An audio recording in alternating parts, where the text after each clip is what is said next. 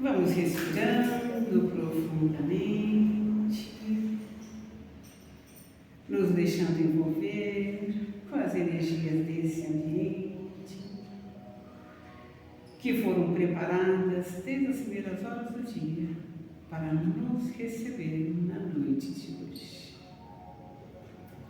E assim, vamos unindo nossos corações aos nossos anjos guardiões, nossos amigos espirituais, que com muito carinho também nos intuíram a estarmos aqui, nessa casa de luz, para recebermos as bênçãos de Deus, de Jesus, para recebermos as bênçãos desse Evangelho de luz. E assim unidos num só coração, num só pensamento, vamos buscando Jesus, nosso mestre, nosso amigo, esse amigo querido que com muito carinho adentra esse salão, envolvendo a cada um de nós num abraço amoroso, num abraço fraterno, nos trazendo suas bênçãos de paz, de amor, de saúde. E sentindo esse abraço amoroso, nós lhe dizemos: Mestre amado, obrigado por todas as bênçãos que nos concedes, pela oportunidade de estarmos aqui, reunidos em seu nome, buscando conhecer um pouco dos teus ensinamentos, conhecer um pouco desse teu amor, dessa tua luz, para que possamos caminhar contigo rumo à casa de Deus, nosso Pai Criador. Obrigada, Jesus. Nos dê a bênção da sabedoria, da perseverança, que possamos compreender e compreender este teu Evangelho de luz, nos tornarmos pessoas melhores, amando, compreendendo, respeitando o nosso irmão, da mesma forma que tu nos ama, compreende. Nos ensine, Senhor, a sermos arautos de teu amor, de tua luz.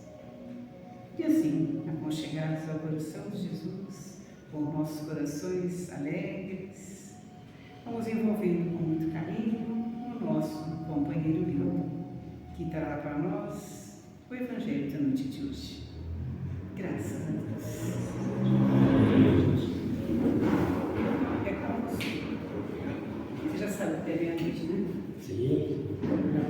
Tá bom.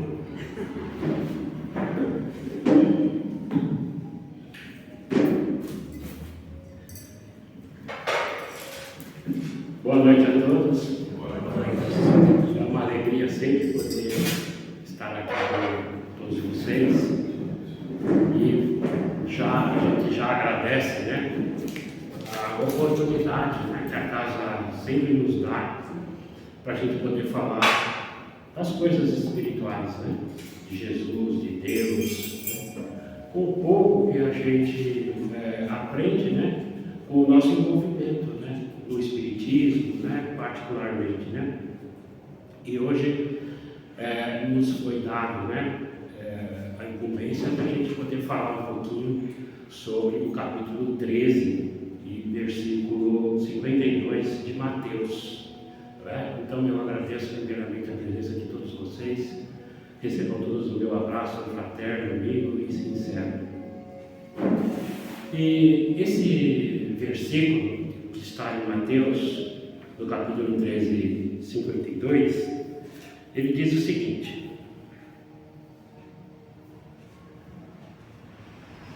e disse-lhes: por isso, todo escriba que se fez discípulo do reino dos céus é semelhante a um homem proprietário que tira o seu tesouro do seu tesouro coisas novas e velhas. E o interessante aqui é que Jesus já havia colocado 3 parábolas anteriormente para justificar o que é esse reino dos céus. Na verdade, é o reino de Deus. e que não está num lugar externo a nós. Esse reino de Deus, ele está e permanece dentro de nós. E por isso a importância de a gente poder ir ao encontro desse reino de Deus, que está em nós, né? Porque todos nós, a gente pode falar, nossa, eu nem tenho leitura para tudo isso, eu nem tenho conhecimento para tudo isso, né? Mas quando a gente foi criado por Deus, e que a gente adquiriu uma certa individualidade, Deus registrou na nossa mente todas as suas leis. Então ninguém veio aqui sem ter essas leis internalizadas dentro do coração, né?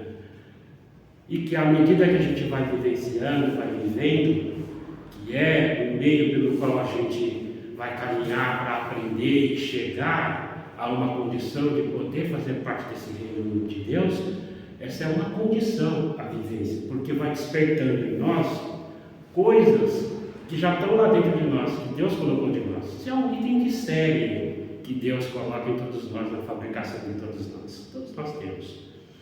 Então, e a sabedoria dele é tão grande que falou assim, olha, não sou eu Deus, porque poderia pegar qualquer um de nós aqui e transformar a gente em sábios. Não, ele quer que nós, por nós mesmos, por nossos esforços, cheguemos a essa sabedoria, esse entendimento, né? Então Jesus justifica para os seus discípulos através de 3 parábolas, né?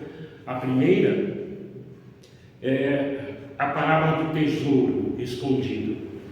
Depois ele fala sobre a parábola da pérola e a parábola da rede de pesca, para justificar esse entendimento, essa compreensão do reino de Deus, né?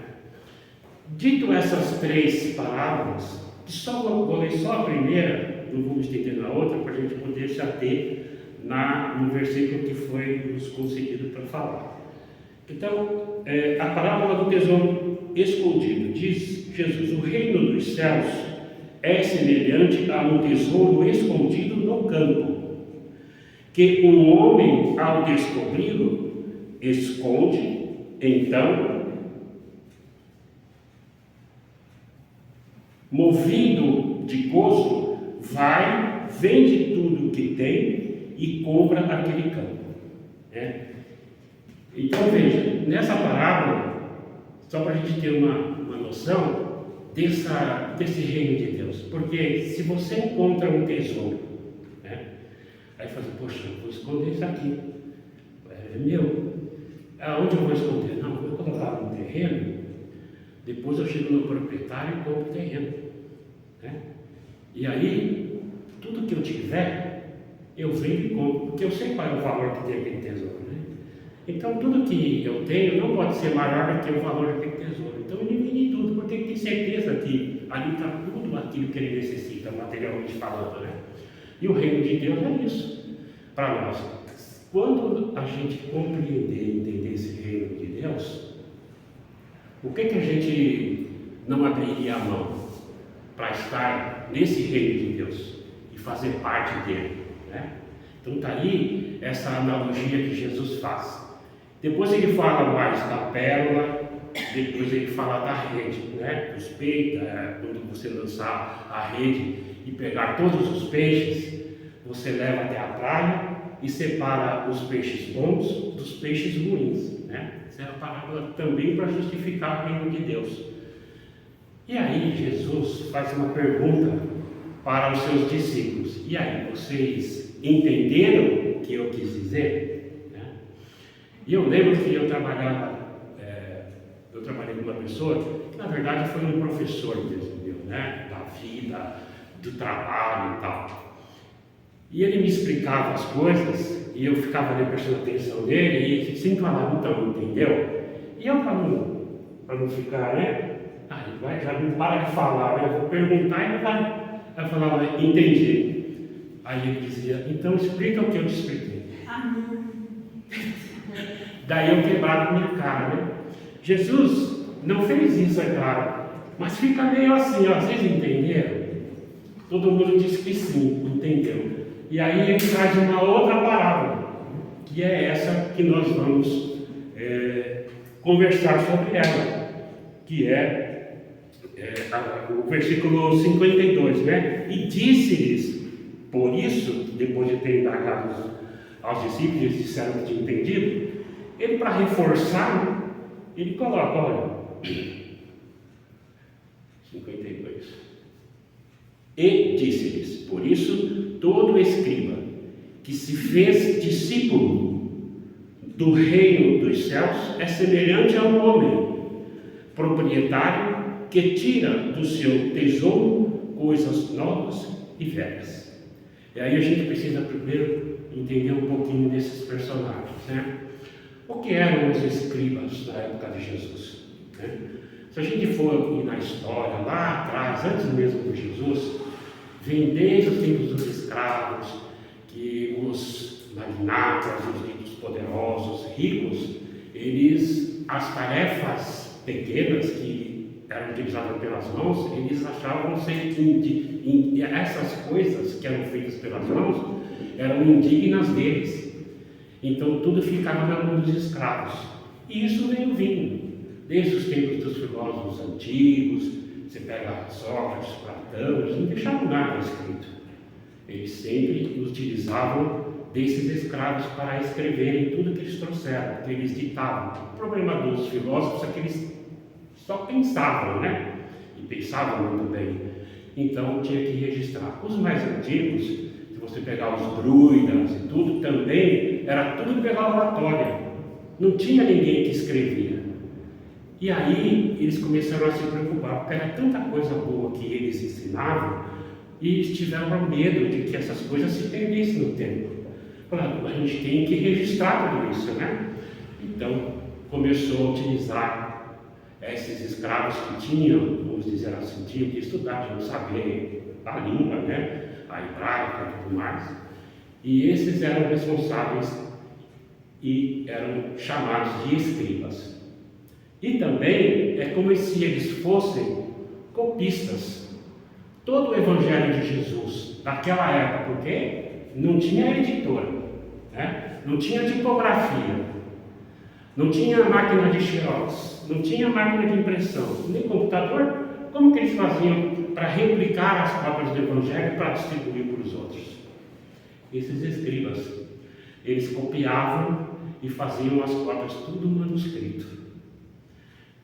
Então, só que Jesus tinha meio um pé atrás desses escribas.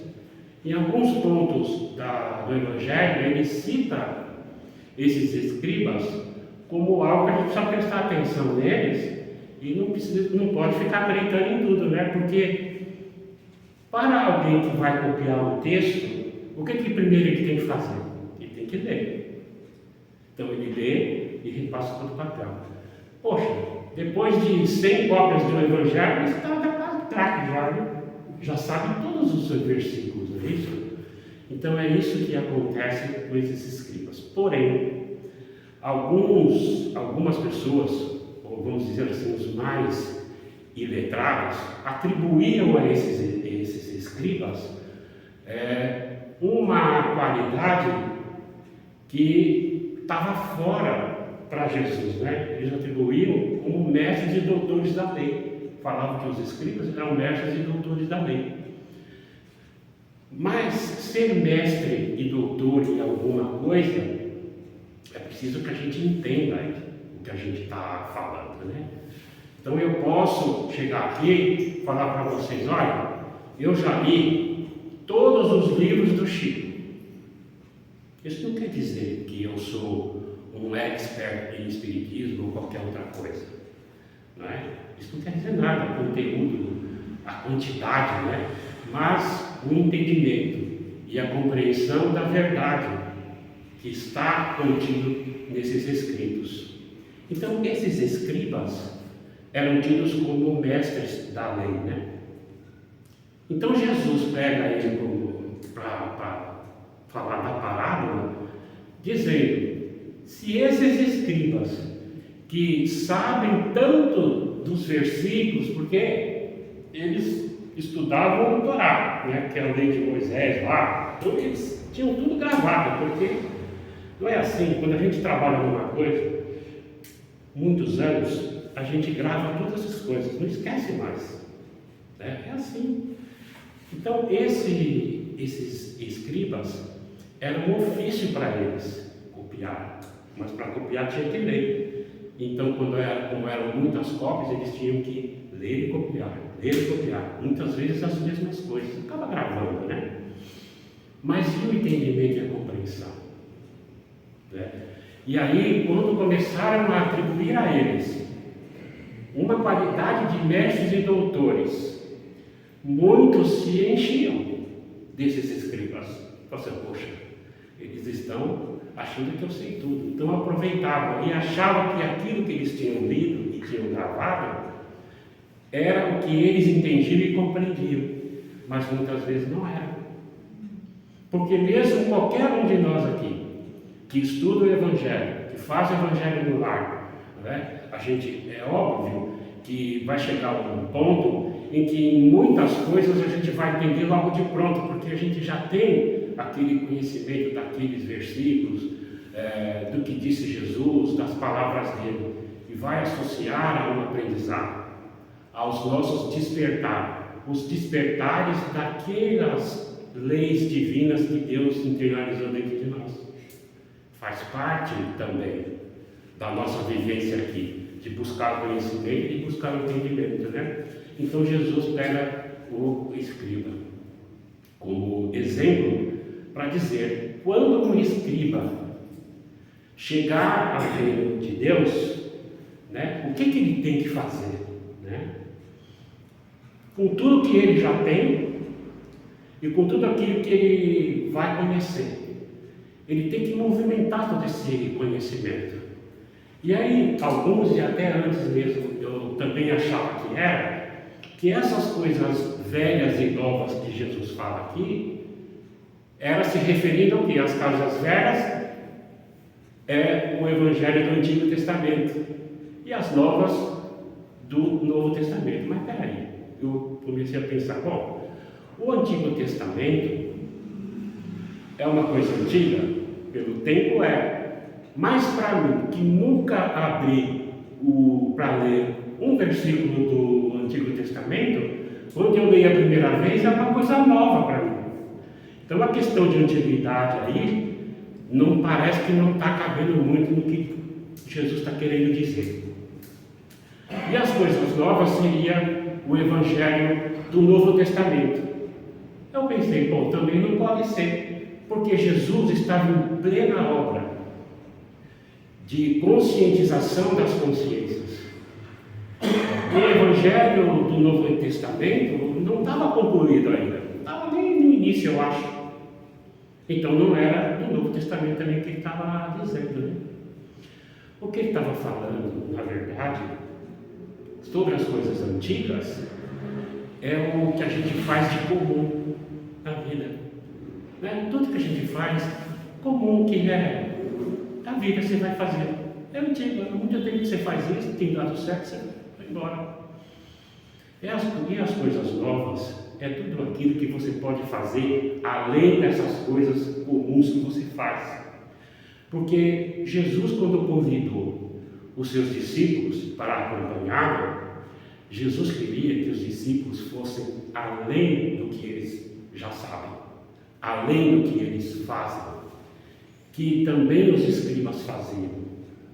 Né? Ele queria que os discípulos dele fossem além disso. Né? Vou dar um exemplo para nós hoje. Muitos de nós aqui já vivenciamos uma experiência de alguém batendo na nossa porta pedindo alimento. Né? Alguma coisa. O que é comum que as pessoas vão fazer? Lá na despensa, separa um pouquinho, um pacote de bolacha, alguma coisa que tem, vai lá e entrega. Isso é o comum. Jesus quer mais além disso. Né? Jesus quer que a gente, antes de mais nada, cumprimente o cidadão. Ô meu filho, espere um pouco. Meu filho, segue em paz. Vá com Deus, vá com Jesus. Tenha força para resistir à sua prova. Confie em Deus, confie em Jesus. Isso é fazer além do comum. É isso que Jesus estava chamando aos seus discípulos, não é? E nós, para a gente poder ter a possibilidade, né, de entrar no reino de Deus, e esse reino de Deus, a gente imagina que seja um reino onde as pessoas que lá vivem estão totalmente desvencilhadas de qualquer mal, não é isso? De qualquer coisa que possa estar no sentido contrário do Evangelho de Jesus. Porque senão, né, não adianta. Para que isso aconteça e nós tenhamos a condição de entrar de peito aberto, de olhar para a frente e registrar que você encontrou o reino de Deus em você mesmo, porque ele está dentro de você, o que você teve que fazer? Você teve que olhar para si mesmo, para dentro de você, e lá no fundo do seu coração, separar as coisas antigas das coisas novas, fazer aquela limpa, aquilo que não serve, exclui de você. Procure fazer aquilo que é comum, fazer diferente, fazer melhor, né? Esse é o novo que Jesus estava falando, né? É da gente sair do comum e fazer o melhor. Eu recomendo a vocês que nesse particular vocês possam recorrer a uma lição do livro Fonte Viva, que é a lição número 96. E Emmanuel coloca lá o que são essas coisas novas, o que é essa transformação. É muito bonita essa lição do Fonte Viva. Aí vocês vão entender bem essas coisas velhas e coisas novas, né? E aí nós vamos dizer, eu pelo menos penso assim, né? Eu estou muito longe, estou muito aquém ainda desse reino de Deus, né? Porque eu preciso me transformar quando eu chegar nesse reino de Deus. Sim, você está bem longe de conhecer esse reino de Deus, né? Mas você pode chegar lá. Nós, espíritas, particularmente, nós temos uma qualidade que é a de estudar, de buscar o entendimento, de buscar a compreensão. Se nós pegarmos aí pela internet aí, pega um versículo qualquer que você queira saber do Evangelho e procure uma palestra de um católico, uma de um evangélico ou de qualquer outro segmento religioso e faça uma comparação com uma palestra sobre o mesmo tema por um espírita que esteja, que se responsabilize e que esteja compromissado com a verdade, né? Com o que Kardec deixou registrado para nós. Vocês vão ver que tem um entendimento além, diferente do comum, né? Porque, não querendo falar para as outras, isso não é agradável, né? Mas a gente nota essas coisas. Então, eu posso dizer que eu me considero alguém, eu estou bem longe do reino de Deus, desse reino de Deus, mas eu estou com o meu pé no caminho para chegar lá. Porque quando você chega numa casa espírita, então você é recebido, né? A pessoa, o responsável lá te leva, te apresenta, essa casa é assim, os trabalhos são assim. E você, qual é o seu contato com o espiritismo? Eu não sei, conheço, queria conhecer. Olha, aqui tem um curso que a gente faz e tal. Tem o livro dos Espíritos, você pode ler, porque são de perguntas e respostas, é simples de entender. Mas é bom que você tenha dizendo o dirigente espírita, que você tenha cada vez mais, uma aproximação do Evangelho de Jesus. Então faça o Evangelho de Jesus no seu lar, né? E aí vocês vão perceber que já vai começando nesse ínterim já a nossa separação das coisas antigas e das coisas novas em nós mesmos. Porque a verdade é que nós temos os primeiros contatos com o Evangelho, com Jesus, com a história dele, com tudo que ele nos ensinou, a gente já identifica que a gente está no sentido contrário em muitas coisas. Não é que nós somos ruins, e nem tampouco também Jesus nunca falou isso, e nós também não devemos dizer que os escribas eram gente ruins, pessoas más. Não é isso. É que eles acreditavam nas suas convenções sobre aquilo que eles tinham em volume de informação, mas não tinha ainda a verdadeira compreensão e entendimento, porque eles se inflaram da qualidade que lhes deram de mestres e doutores da lei, mas porque tinham o Evangelho gravado na cabeça, era o ofício deles, portanto que escreviam, copiavam e tudo mais. Então faltava-lhes esse entendimento das coisas novas, para poder abandonar as velhas, os comuns, aquilo que é do cotidiano, que todo mundo faz e que a gente deve fazer, não é? Mas Jesus espera que a gente faça sempre o melhor, mais, né, do que simplesmente o que a gente está acostumado a fazer. Porque às vezes a gente se apega numa coisa, né?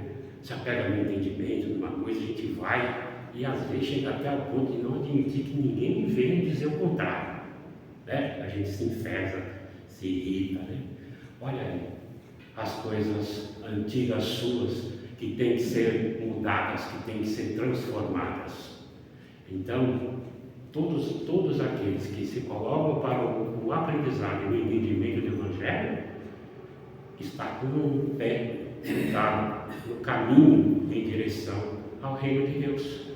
Não é verdade? Porque a gente começa a fazer o Evangelho no lar, quando todos os familiares participam, é mais fácil e é melhor, porque todos ouvem, né? Mas mesmo porque tem lares, e eu estou falando do meu, que só eu faço isso, porque os outros, um é católico, o outro é não sei o quê. Então, ficou uma coisa assim, no princípio eles participavam, mas depois eu comecei a perceber que eles participavam como se fosse uma obrigação. Então não é legal. A pessoa tem que ter a vontade, né? E ter o entendimento e ter o despertar de si mesmo e o interesse próprio para isso, né? Essas coisas não se obriga a ninguém. Essas coisas devem ser entendidas e devem ser aceitas por convicção e não por imposição, né? É isso que a gente fala. Então, essa parábola, na comparação que Jesus faz, para confirmar porque ele conhecia os seus discípulos. Para ele ter dito nessa parábola aqui, depois de mais 13 parábolas falando do mesmo assunto, ele sabia, porque é como se você estivesse falando com um monte de pessoas, e pela sua prática de falar ao público, você perceba a interrogação no rosto das pessoas às vezes, né?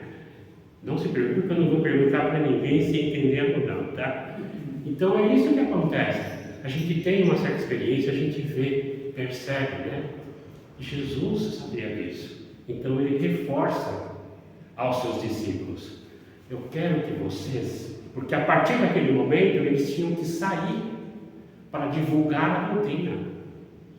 E para que ela surtisse efeito, os seus ensinamentos, eles tinham que ser diferentes do que já tinham tudo aí. Não é? Então, essas coisas, né, é o que se diferencia das coisas comuns, das interpretações comuns. Nós podemos dizer que, em outras palavras, alguns outros segmentos religiosos, pelo pensamento, pelo entendimento de alguns, se coadunam com o nosso, mas a grande maioria, eles vão por um caminho porque estão restritos, né, a uma forma de entendimento e muitas vezes em algo que eles ainda não compreenderam, não entenderam, mas vão entender. E esse tempo vai chegar para todo mundo. Porque a gente fica inquieto sempre em busca da verdade, né? Então, uma hora a gente vai ter que perceber em nós aquilo que ainda não está certo, não está correto, está fora do entendimento verdadeiro, né? Porque a palavra de Deus, de Jesus para nós, é a verdade pura. E ele tinha mais ou menos um pé atrás com os escribas, Jesus, porque nas suas interpretações, eles menosprezavam a justiça, menosprezavam outras virtudes das leis de Deus. Não é porque eles queriam fazer isso, é porque o entendimento deles ainda era raso, era comum. E por isso Jesus tinha esse meio pé atrás com eles. Mas eles iam conseguir também chegar no reino de Deus, como todos nós, né? Então vamos buscar um caminho, todos nós, seja aqui pelo Espiritismo, seja por qualquer outro segmento, mas que nós estudemos, procuremos, tenhamos o compromisso de procurar, né? Procureis e achareis. Então vamos em busca dessa verdade, desse entendimento, e vamos sair do comum. O comum a maioria já faz. Para que eu possa demonstrar o meu compromisso, a minha vontade de trabalhar com Jesus, eu tenho que mostrar para ele que eu sou diferente de todos os outros. Não é? Então, hoje, Jesus escolheu os seus discípulos naquele momento para que eles pudessem disseminar. E hoje, nós nos apresentamos para Jesus, mas com esse pensamento de ter a certeza de que tudo que há em nós, entendimento e de conhecimento, a gente precisa agir e fazer o melhor que a gente pode fazer, para a gente poder sair do equívoco e do erro. Eu agradeço imensamente a boa vontade de vocês estarem aqui. Espero que vocês sigam todos aos seus lares, nas suas fés, renovadas em Deus, em Jesus, e lá possam tomar a todos que lá se encontram. Estudem, façam o Evangelho no lar. Ah, mas é complicado. Leia um versículo só. Não precisa ler páginas e páginas de uma vez. Mas tenha esse compromisso de ler um versículo, de estudar. O que não compreender, vai atrás. O que quer dizer a palavra X? O que quer dizer o verbo tal? Vai buscar. Vocês vão compreender e vocês vão ver a maravilha que vai ser na vida de vocês. Porque é um despertar constante em nós, né? Aí vem a intuição, vem os amigos espirituais nos estimulando, nos inspirando, né? Que Jesus abençoe a todos vocês. Muito obrigado.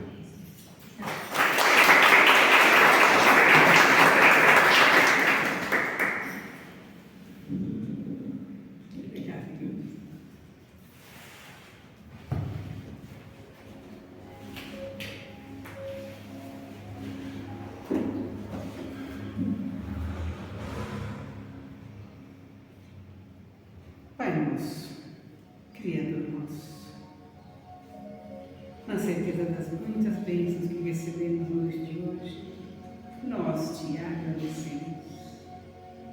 Somos gratos, Senhor, pelo dom de nossas vidas, pelo que temos, pelo que somos, por essa casa de amor que nos acolhe com tanto carinho.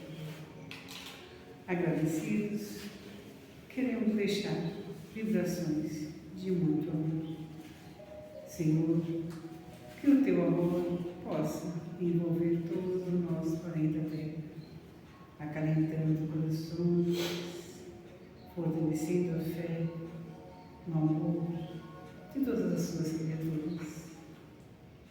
E a nós, Senhor, nós te pedimos, nos auxilie a que possamos levar sempre o olhar carinhoso, o abraço fraterno, a palavra amiga. Possamos irradiar esse amor que aqui recebemos na noite de hoje.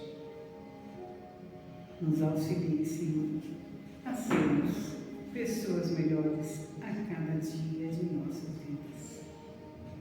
Te pedimos também que nos acompanhe de retorno aos nossos lares, nos auxiliando a perseverarmos nas bênçãos, no amor que aqui recebemos durante toda a semana que segue. E assim estarmos aqui na próxima semana, participando mais uma vez deste banquete de luz. Obrigado, Pai da vida. Obrigada, Jesus, Mestre amigo. Obrigada, bons amigos, anjos guardiões, hoje, agora e sempre. Graças a Deus. E obrigado.